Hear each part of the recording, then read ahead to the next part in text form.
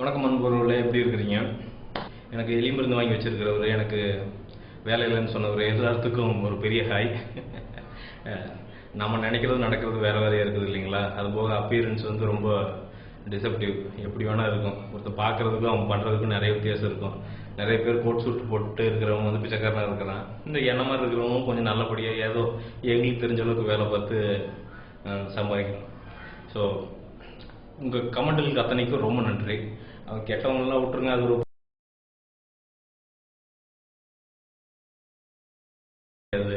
நீங்கள் பார்க்கலாம் என்னங்க வீடியோவும் கிடையாது, வியூவர்ஸும் கிடையாது, லைக்கும் கிடையாது, ஒன்றுமே கிடையாது.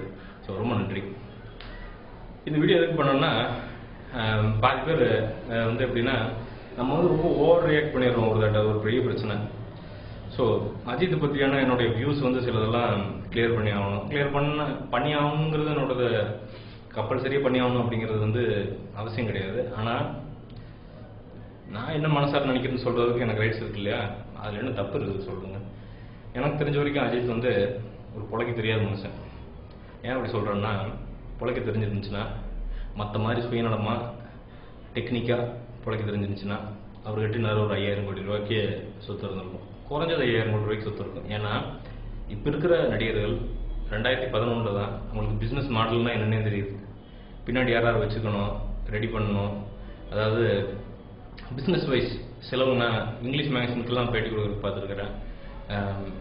நான் சொல்கிறது தமிழுக்கு மட்டும் நான் சொல்கிறேன்னு, மொத்தம் ஹோல் சினிமா, இந்தியன் சினிமா சொல்கிறேன். அவங்க என்ன நினச்சிக்கிறாங்கன்னா, அது சினிமாங்கிறது பிஸ்னஸ்ஸு, ரசிகர்களும் அவன் இருக்க தான் செய்வான். நம்ம வந்து அவங்ககிட்ட போய் அப்ரோச் பண்ண வேண்டியதில்லை. எப்படி இருந்தாலும் அவன் வந்து படம் பார்ப்பான்.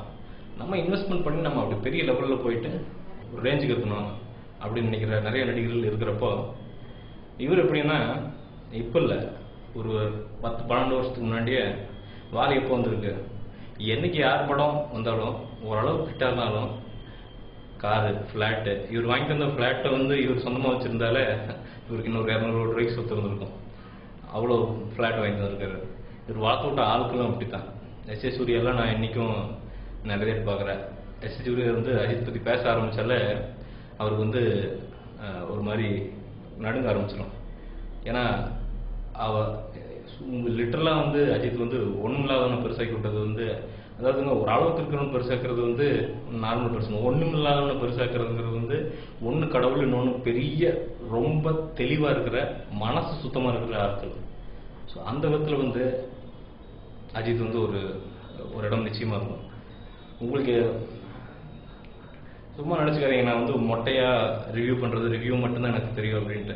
உங்களோட கொஞ்சம் விஷயங்கள்லாம் எனக்கும் தெரியும். நான் யாருக்கு சொல்கிறேன்னா, அந்த கெட்ட இத்தனையோண்டு சின்ன கமெண்ட் எழுதுகிற நண்பர்களுக்கு, அவங்க எனக்கு நண்பர்கள் தான், நல்லவங்களை விட்டுருங்க. என்னென்னா, உங்களுக்கு எத்தனை பேருக்கு தெரியும் அஜித் வந்து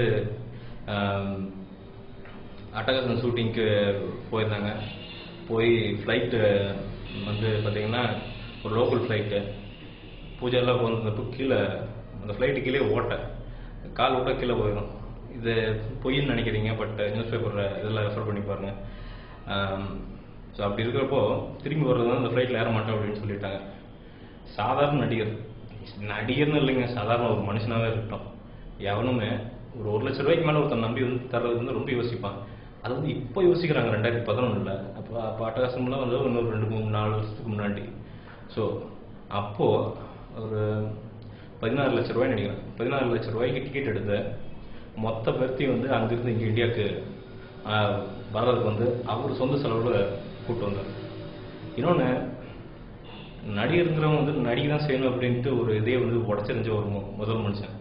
அவர் கார் ரேசிங் போகும்போது நான் எப்பவும் நிறைய வேண்டியிருக்கேன். நான் அந்த கார் ரேசிங் போகும்போது நான் ரொம்ப வேண்டிப்பேன், இவர் முன்னாடி வரணும் ஃபஸ்ட்டு. ஏன்னா அவருக்கு அதுக்குள்ள அந்த விஷயம் வந்து அவர்கிட்ட இருக்குது. இப்பவும் சரி, அஜித் வந்து சுத்தமாக நடிக்கிறதுக்கு உள்ள கார் ரேசிங் உள்ளே போனார்னா, ஒரு 5-6 வருஷம் இருந்தாருன்னா பெரிய ரேஸில் வருவார். ஏன்னா அவர் ரேசிங் அப்டேட்டில் நீங்கள் சாதாரணமாக நினச்சிக்கிறீங்க. ஒவ்வொரு ரேஸ் அப்டேட்டையும் ஒவ்வொரு விஷயத்தையும் வந்து விரல் நுனியில் இன்றைக்கி நீங்கள் சாயங்காலம் போய் கேட்டிங்கன்னா இன்றைக்கி என்ன நடக்குது, எந்த ரேஸில் எத்தனை செகண்டுக்கு முன்னாடி லேப் முடிச்சாங்கிறது வந்து அவர்கிட்ட டீட்டெயில்ஸ் இருக்கும். அந்த மாதிரி ஆள். இன்னொன்று கரிஷ்மா. உண்மையாலுமே ஹாலிவுட் ஹீரோ மாதிரி இருக்கிற சில இந்திய நடிகர்கள் அஜித்னு ஒரு ஆள். சில ட்ரெஸ் எல்லாம் போட்டாங்கன்னா பார்த்தீங்கன்னா அப்படியே அந்த அந்த சாயல் வந்து அப்படியே தெரியும். இதுவெல்லாம் போக அவர் மிஸ் பண்ண ஆப்பர்ச்சுனிட்டிஸ் எல்லாம் பார்த்தீங்கன்னா, மிஸ் பண்ணது எல்லாமே வந்து சும்மா கிணத்தனமாக மிஸ் பண்ணதெல்லாம் கிடையாது, வேணும்னே மிஸ் பண்ணது தான். நிறைய பேருக்கு விட்டு கொடுத்ததுன்னு நான் சொல்லலாம். நிறைய பேர்த்த வளர்த்து விட்டவனே கேள்வி கேட்கறதெல்லாம் வந்து நிறைய இதில் நடந்திருக்குது. பட் தென் அஜித்தினுடைய அந்த தன்னம்பிக்கை, அதாவது இப்போ நான் கடவுள் வந்து பாலா எடுக்கிறப்போ எழுதுன்னு சொன்னப்போ 22 கிலோ குறைச்சிட்டு வந்தார் அந்த படத்துக்காண்டி. அந்த 22 கிலோ குறைக்கிறதுங்கிறது சத்தியமாக நான் வந்து உண்டு தான், பெரிய ஒல்லியெல்லாம் கிடையாது. 2 கிலோ குறைக்கிறதுக்கு உயிர் போயிடுது. 22 கிலோ ஒருத்த வந்து குறைச்சிட்டு வந்து ஒரு படத்துக்காண்டி வர்றான் அப்படின்னா அது கிரேட். ஏன்னா நம்ம நிறைய கேள்விப்பட்டிருக்கோம் நடிகர்கள் உடம்பு குறைக்கிறதெல்லாம். பட் அஜித்தை வந்து இதில் எப்பவுமே மென்ஷன் பண்ணணும்னு நான் விருப்பப்படுவேன். இன்னொன்று அஜித் பற்றி எனக்கு ரொம்ப பிடிச்சது என்னென்னா, அரசியல் இது வரைக்கும் எப்படி இருந்ததுன்னா, எனக்கு தெரிஞ்சு ஒரு 2 வருஷத்துக்கு முன்னாடி வரைக்கும் அஜித் இந்த கலைஞருடைய மேடையில் பேசுகிற வரைக்கும் எப்படின்னா, ஒரு நடிகர்னா அந்த ஆட்சி எந்த ஆட்சிக்கு வந்தாலும் அந்த ஆட்சிக்கு வந்து ஒரு சிங்சாம் போடணும், போட்டுட்டு அவங்க ஆட்சியாளர்கள் வந்து எதுவும் தப்பாக பேசக்கூடாது, பேசினா அவ்வளோதான் எல்லாம் முடிஞ்சு போயிடும் அப்படிங்கிற மாதிரி ஒரு மித்து இருந்தது. அதே மாதிரி நீங்கள் நடிகர்கள் பார்த்துருப்பீங்க, நடிகர்கள் குழாய்ன்னு குலைவாங்க. கீழே உட்காந்துருப்போம். முதலமைச்சர் அவர் வந்து நம்மளை வந்து கேட்கவே மாட்டார், நீ வலிஞ்சு நடி, இல்லை வந்து வலிஞ்சு என்னை பாராட்டு அப்படின்லாம் முதலமைச்சர்கள் கேட்கறது இல்லை. நடிகர்கள் என்ன பண்ணுறது, ஏதோ ஒரு சோப் போட்டு ஒரு ரெடி பண்ணலாம் அப்படின்ட்டு நிறைய பேர் சோப் போடுறது நீங்கள் பார்த்துருப்பீங்க. அதுக்கு உங்களுக்கே தெரியும் யாராருன்ட்டு. காமெடியன்கள் எடுத்தால் அதுலேயே ஒரு பெரிய லிஸ்ட்டு, மளிகை லிஸ்ட்டு மாதிரி வரும். அப்படி இருக்கிறப்போ அந்த மேடையில் வந்து முதலமைச்சருக்கு பேசினப்போ, இன்னைக்கு நீங்கள் நாளைக்கு இன்னொருத்தர் அப்படின்னு பேசுகிறப்போ அது எவ்வளோ யோசிச்சு அவர் பேசியிருப்பார், அதை நல்லா யோசிச்சு பாருங்க. அவருக்கு பின்னாடி வந்து எவ்வளோ எதிர்ப்பு வரும் அப்படிங்கிறது நீங்கள் நல்லா யோசிச்சு பாருங்க. நான் தமிழ்நாட்டினுடைய 7.5 கோடி மக்களுடைய முதலமைச்சர் அவர் வந்து ஆப்போசிட்டாக பேசிட்டு, அதுவும் எப்படி இவர் ஒன்றும் ஃபாரின்ல ஒன்றும் கிடையாது, அதே தமிழ்நாட்டில் அதே சிட்டியில் பக்கத்துலேயே இருக்கிறார்.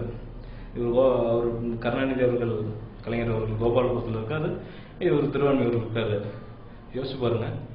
ஸோ அந்த தில்லெல்லாம் வந்து ரொம்ப கொஞ்சம் பேருக்கு தாங்க வரும். அவர் வந்து என்ன அசால்ட்டாக சொல்கிறார், என்னென்ன ஒரு மாதத்துக்கு எனக்கு 2 லட்ச ரூபா இருந்தால் போதும், நான் வாழ்ந்துடுவேன், அதுக்கு மேலே எனக்கு ஒன்றும் தேவையில்லை அப்படின்னு. இது ஸ்கிரிப்ட் எழுதிட்டு படிக்கிறதுன்னு நினைக்காதீங்க, ஒன்றுமே கிடையாது என் கையில். நான் ஸ்கிரிப்ட் எழுதலான்னு தான் நினச்சேன், எதுக்கு எனக்கு என்ன மனசுக்கு தோணுன்னு சொல்லிட்டு போயிட்டே இருப்பேன், அவ்வளோதான். ஸோ இதுதான் அஜித் பற்றி நான் நினைக்கிறது. அஜித்துங்கிறவர் வந்து ஒரு தீக்கணல். உண்மையான ட்ரூத்ஃபுல்லாக இருக்கிற சில பேர் சினிமாவில் விட்டுருங்க, மனுஷனா ட்ரூத்ஃபுல்லாக உண்மையை மூஞ்சிக்கு நேரம் எவனை யாரையும் பார்க்காம சொல்கிறக்கூடிய தைரியம் இருக்கிற ஒரே ஆள், சில ஆட்கள் தமிழ் சினிமாவில் அவர் ஒருத்தர். அவர் மாதிரி ஆட்கள் வந்து எனக்கு என்றைக்குமே ஜெயிக்கணும். எனக்கு என்னென்னா, அவருக்கு வந்து மங்காத்தா கம்மி, அவருக்கு மங்காத்தா மாதிரி 10 மங்காத்தாவுக்கு கெப்பாசிட்டியுடைய ஆள். அவர் இந்தியா ஃபுல்லாக மேலே போக வேண்டியார், தமிழ்நாட்டுக்குள்ளே அவர் இருக்கிறதே வந்து தப்புன்னு நான் சொல்லுவேன் நான். ஸோ அஜித்துக்கு என் மனமார்ந்த வாழ்த்துக்கள். இது நீங்கள் பார்ப்பீங்களான்னு தெரியல அஜித், எனக்கு தெரியாது. பட் பார்த்தீங்கன்னா மனமார வாழ்த்துக்கள். என்னதான் பொலிட்டிக்கல் டிஃப்ரென்சஸ், ஆக்டர் இதெல்லாம் சண்டைகள் இருந்தாலும் உங்களுக்கான அந்த முத்திரை, ஏன்னா நானும் ட்விட்டர்லாம் பார்க்குறதில்ல, ஆதரவு கட்சி எதிர்கட்சி எதில் இருந்தாலும் அந்த நடிகளோ நடிகர்களோ அஜித் அப்படின்னு தலை அப்படின்ட்டு ஒதுங்கிக்கிறாங்க. அதை பார்க்குறதுக்கு வந்து உங்களுடைய பவர் எந்த அளவுக்கு உள்ள ரீச் ஆகிருக்குது அப்படின்னு நினைக்கிறப்போ, உண்மையான ஒரு மனிதன் அப்படிங்கிறவன் ஒரு கமெண்ட்டில் ஒருத்தருக்கு சொல்லியிருந்தார், சார் எனக்கு தலையை வந்து பர்சனலாக தெரியும், வாழ்ந்தா அவரை மாதிரி தான் வாழணும் சார் அப்படின்னு. நான் அதில் 100% உடன்படுறேன். வாழ்ந்தா உங்களை மாதிரி வாழணும். காசுக்காண்டி பின்னாடியே ஓடி வலிஞ்சு வாழ்க்கையை தொலைச்சிட்டு சந்தோஷம் இல்லாமல் காசை மட்டும் லோடோட பின்னாடி வச்சுட்டு இருக்கிறதோட உங்களை மாதிரி கம்மியாக ஆசைப்பட்டு மக்களை மகிழ்விச்சு பெரிய லெவலுக்கு போகிற மனிதர்கள் நிறைய இன்னும் தமிழ் சினிமாவுக்கு வேணும். நன்றி நேயர்களே. பிடிச்சிருந்தா தயவு செஞ்சு லைக் பண்ணுங்கள், டிஸ்லைக் பண்ணுங்கள், கமெண்ட் எழுதுங்க, கெட்ட கமெண்ட் எழுதுங்க, என்ன வேணால் பண்ணுங்கள். உங்களுக்கு நீங்கள் உருவாக்குறவங்க தான் நான், உங்களுக்கு எல்லா ரைட்ஸும் இருக்குது. கமெண்ட் பண்ணுங்கள், சப்ஸ்கிரைப் பண்ணுங்கள் சேனலுக்கு. வேறு என்ன கருத்துக்கள் இருந்தாலும் சரி பகிர்ந்துக்குங்க. வேறு எதாவது நான் புதுசாக பண்ணணும் அப்படின்னு நீங்கள் நினச்சிங்கனாலும் அதையும் சொல்லுங்கள், நான் வந்து பண்ண முயற்சிக்கிறேன். நன்றி, வணக்கம்.